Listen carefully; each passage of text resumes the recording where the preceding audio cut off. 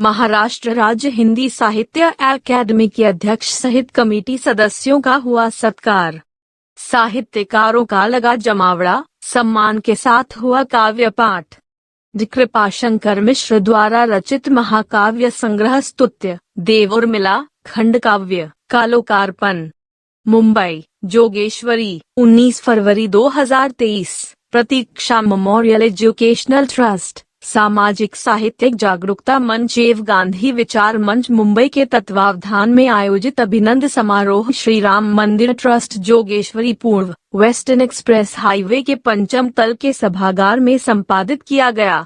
कार्यक्रम में प्रमुख सम्मान मूर्ति महाराष्ट्र राज्य हिंदी साहित्य अकादमी के दूसरी बार कार्याध्यक्ष बने शीतला प्रसाद दुबे और विशेष अतिथि के रूप में पूर्व राज्य मंत्री महाराष्ट्र सरकार व बीजेपी के नेता अमरजीत मिश्र सहित महाराष्ट्र राज्य हिंदी साहित्य अकादमी के नवनिर्वाचित सदस्यों का सम्मान किया गया। इसी के साथ डॉ. कृपाशंकर मिश्र के द्वारा रचित हिंदी महाकाव्य संग्रह स्तुत्य और खंड काव्य देवी उर्मिला का लोकार्पण भी मुख्य अतिथि के कर कमलों द्वारा संपन्न किया गया।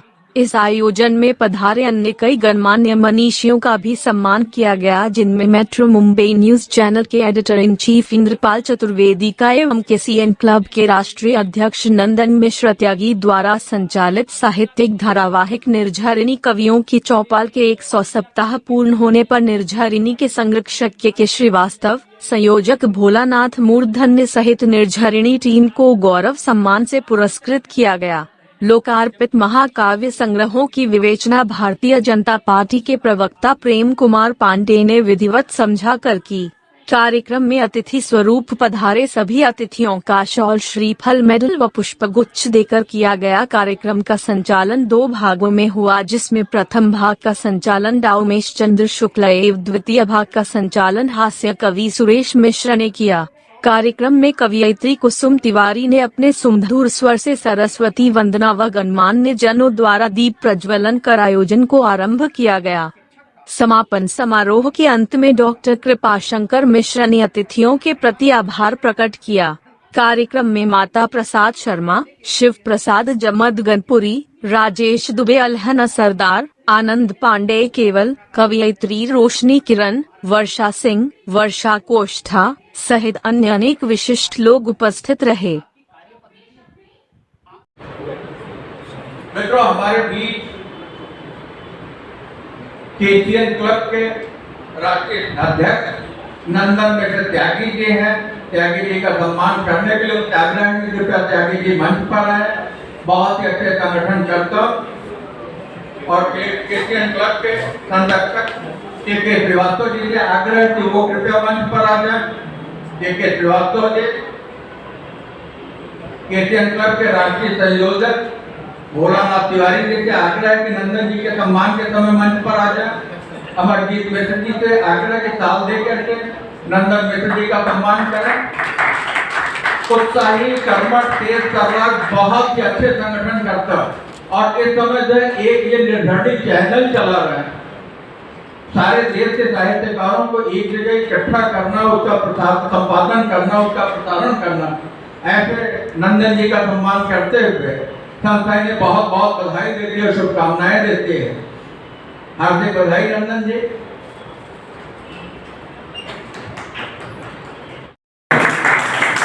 उत्साही, कर्मठ, तेज तर्राक, बहुत ही अच्छे संगठन करता और इस समय जो एक ये निर्धारित चैनल चला रहा है, सारे देश के साहित्यकारों को एक जगह इकट्ठा करना, उसका संपादन करना, उसका प्रसारण करना। ऐसे नंदन जी का सम्मान करते हुए संस्था ने बहुत बहुत बधाई देती है और शुभकामनाएं देती है। हार्दिक बधाई नंदन जी। वरिष्ठ शिक्षक, साहित्यकार हमारे बीच में है। मैं मंच पर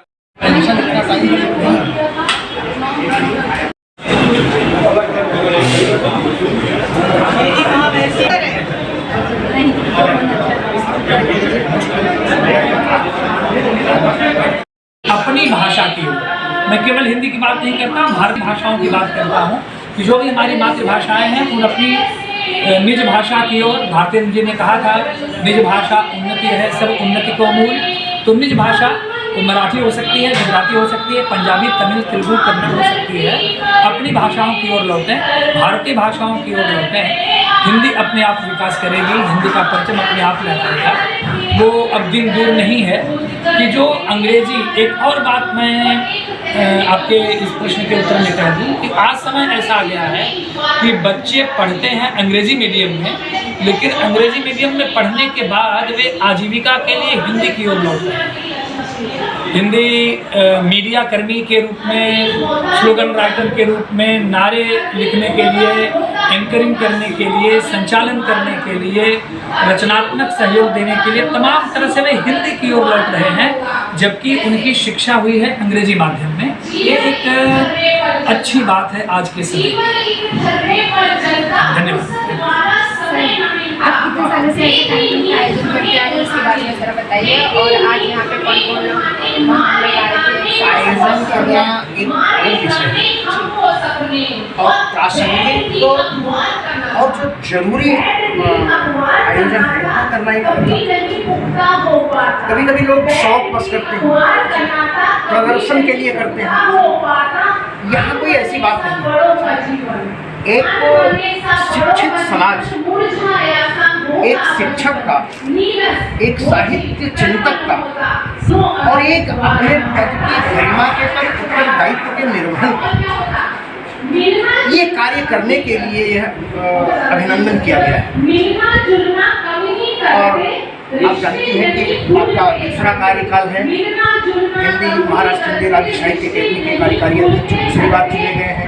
तो ये अपने आप ये साबित करता है कि आपकी कार्य पद्धति, आपने जो कार्य किया उसके प्रति लोगों में जागरूकता, उत्साह और लोग उससे जुड़े, और जुड़ने के साथ जो लोग जुड़े उससे प्रभावित हुए। तो ये सहज और स्वाभाविक होता है कि अगर वह सम्मान दोबारा मिला तो हमारा भी एक नैतिक कर्तव्य है, एक उत्तरदायित्व है कि उस सम्मान को और भी अधिक सम्मानित करें, अभिनंदित करें, जिससे कि हम स्वयं सम्मानित हो और वह सम्मानित व्यक्ति अभिनंदन का पात्र है।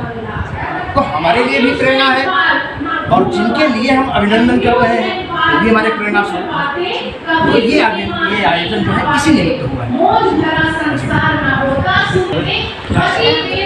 आज हमारे साथ हैं महाराष्ट्र के नवनियुक्त कार्यकारी अध्यक्ष हिंदी साहित्य अकेदमी के शीतला प्रसाद दुबे जी।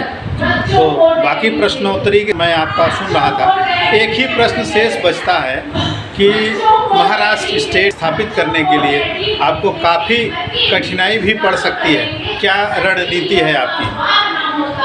कोई रणनीति नहीं है हिंदी को स्थापित करने के लिए। एक्चुअली हम लोग एक अलग दिशा में बात करने लगते हैं।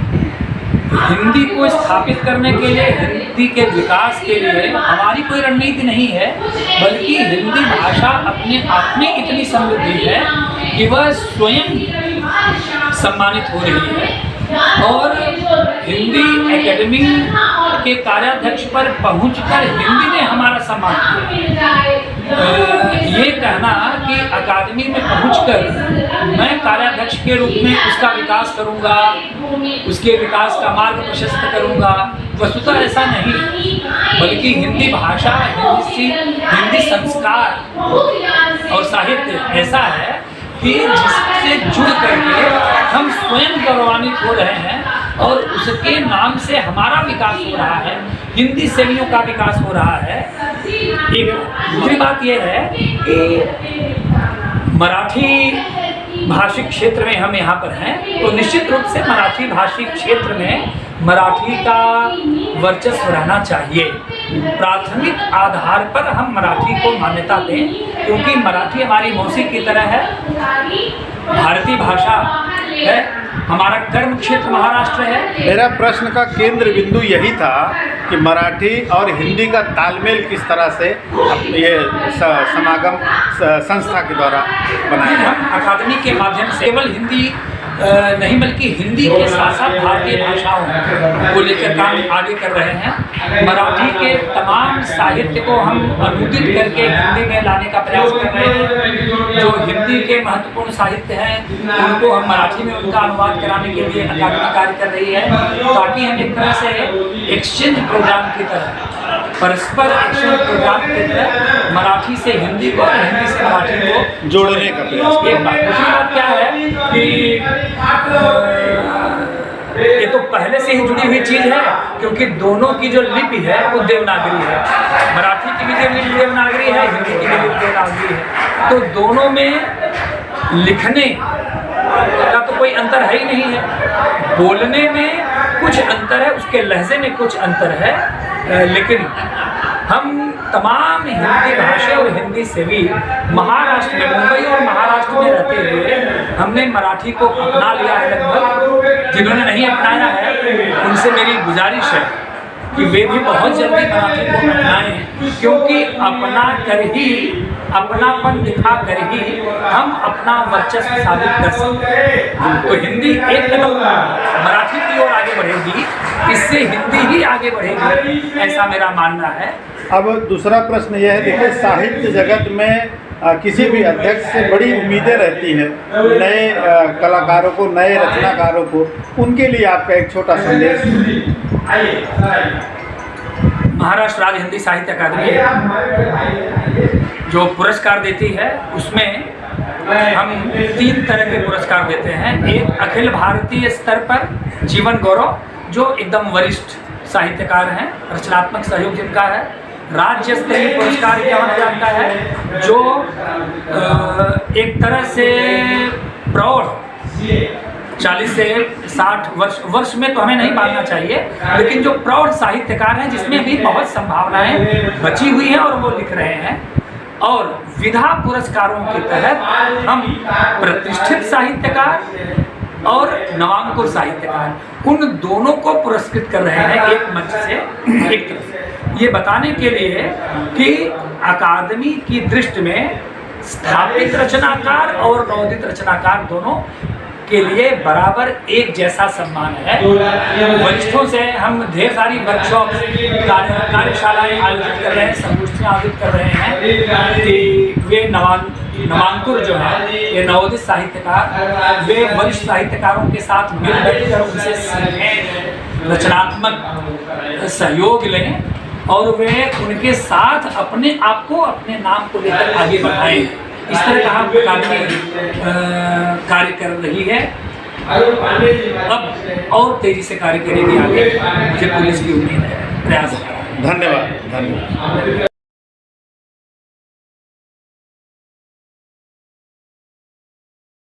This program is co-sponsored by Omakhaim Pharma Machineries, manufacturing of a superior quality range of products: reactor, centrifuge, fluid bag dryer, vacuum tray dryer, etc. Plot number J115, Tarapur, MIDC 401506। नमस्कार दोस्तों, एशियन एयरलाइंस सच का आईना में देखिए राजनीति, मनोरंजन, business, खेलकूद, धर्म और देश दुनिया की प्रमुख खबरें। एशियन एयरलाइंस पर हमारे चैनल को लगातार देखने के लिए सब्सक्राइब करें, बेल आइकन दबाकर अप्रूव करें।